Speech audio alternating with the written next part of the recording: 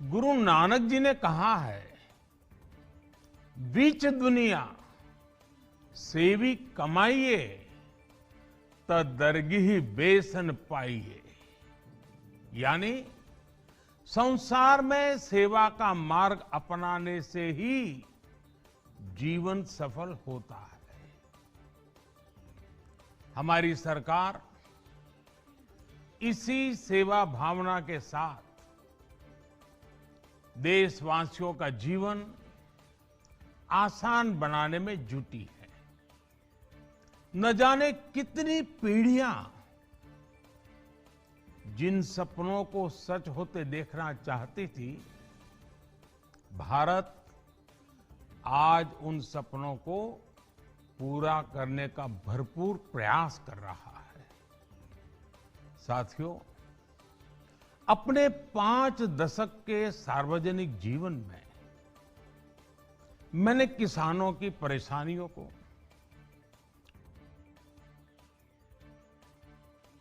उनकी चुनौतियों को बहुत करीब से देखा है, महसूस किया है।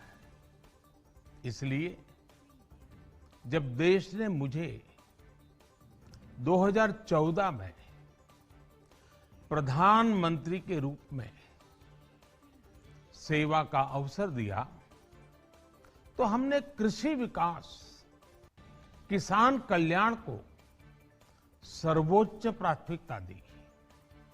साथियों, इस सच्चाई से बहुत लोग अनजान हैं कि देश के 100 में से 80 किसान छोटे किसान हैं। उनके पास 2 हेक्टेयर से भी कम जमीन है। आप कल्पना कर सकते हैं,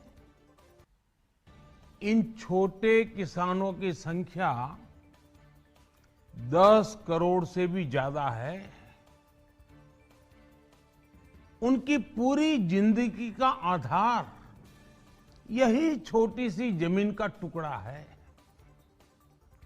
यही उनकी जिंदगी होती है। और इस छोटी सी जमीन के सहारे ही वो अपना और अपने परिवार का पीढ़ी दर पीढ़ी परिवारों में होने वाला बंटवारा इस जमीन को और छोटा कर रहा है। इसलिए देश के छोटे किसानों की चुनौतियों को दूर करने के लिए हमने बीज, बीमा, बाजार और बचत, इन सभी पर चौतरफा काम किया। सरकार ने अच्छी क्वालिटी के बीज के साथ ही किसानों को नीम coated urea, soil health card, micro irrigation जैसी सुविधाओं से भी जोड़ा। हमने 22 करोड़ सॉइल हेल्थ कार्ड किसानों को दिए और इस वैज्ञानिक अभियान के कारण एग्रीकल्चर प्रोडक्शन भी बढ़ा। साथियों, हमने फसल बीमा योजना को अधिक प्रभावी बनाया। उसके दायरे में ज्यादा किसानों को लाए। आपदा के समय ज्यादा से ज्यादा किसानों को आसानी से मुआवजा मिल सके, इसके लिए भी पुराने नियम बदले। इस वजह से बीते 4 साल में 1 लाख करोड़ रुपए से अधिक का मुआवजा हमारे किसान भाई बहनों को मिला है। हम छोटे किसानों और खेत में काम करने वाले श्रमिकों तक बीमा और पेंशन की सुविधाओं को भी ले आए। छोटे किसानों की जरूरतों को पूरा करने के लिए सीधे उनके बैंक खातों में 1,62,000 करोड़ रुपए ट्रांसफर किए सीधे उनके खाते में। साथियों, किसानों को उनकी मेहनत के बदले उपज की सही कीमत मिले, इसके लिए भी अनेक कदम उठाए गए। अपने रूरल मार्केट इंफ्रास्ट्रक्चर को मजबूत किया।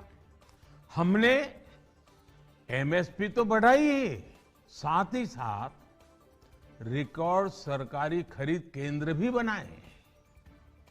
हमारी सरकार द्वारा की गई उपज की खरीद ने पिछले कई दशकों के रिकॉर्ड तोड़ दिए हैं।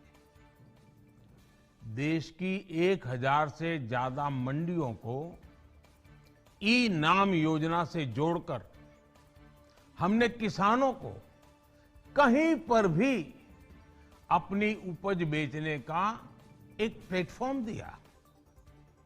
और इसके साथ ही देश भर की कृषि मंडियों के आधुनिकीकरण पर भी हमने करोड़ों रुपए खर्च किए।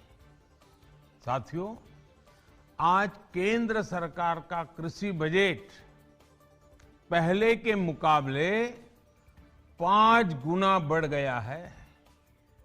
हर वर्ष 1.25 लाख करोड़ रुपए से अधिक कृषि पर खर्च किए जा रहे हैं।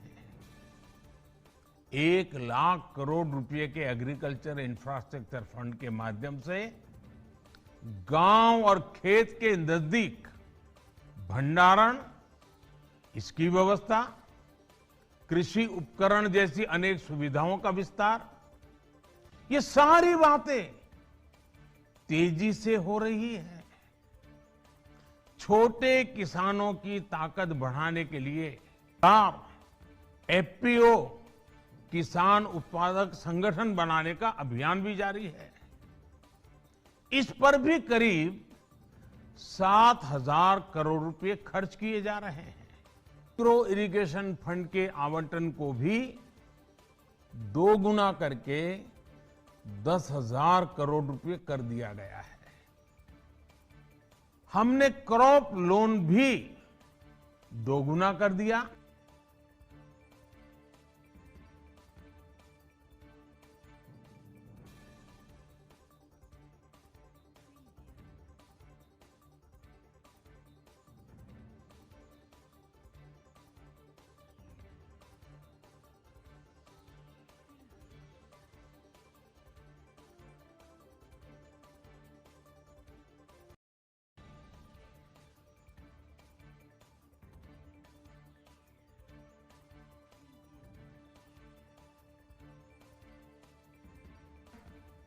तो इस वर्ष 16 लाख करोड़ रुपए हो जाएगा। अब पशुपालकों को मछली पालन से जुड़े हमारे किसानों को भी किसान क्रेडिट कार्ड का लाभ मिलना शुरू हो गया है। यानी हमारी सरकार किसानों के हित में हर संभव कदम उठा रही है। लगातार एक के बाद एक नए कदम उठाती जा रही है।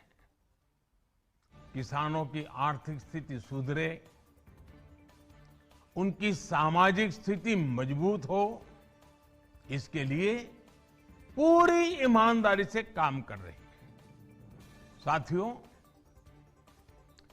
किसानों की स्थिति को सुधारने की इसी महाअभियान में देश में 3 कृषि कानून लाए गए थे। मकसद ये था कि देश के किसानों को, खासकर छोटे किसानों को और ताकत मिले, उन्हें अपनी उपज की सही कीमत और उपज बेचने के लिए ज्यादा से ज्यादा विकल्प मिले। बरसों से ये मांग देश के किसान, देश के कृषि विशेषज्ञ, देश के कृषि अर्थशास्त्री, देश के किसान संगठन लगातार कर रहे थे। पहले भी कई सरकारों ने इस पर मंथन भी किया था। इस बार भी संसद में चर्चा हुई, मंथन हुआ और ये कानून लाए गए।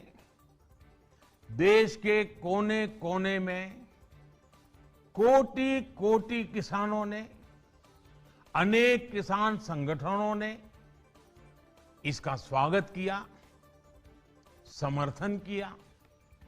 किसानों के हित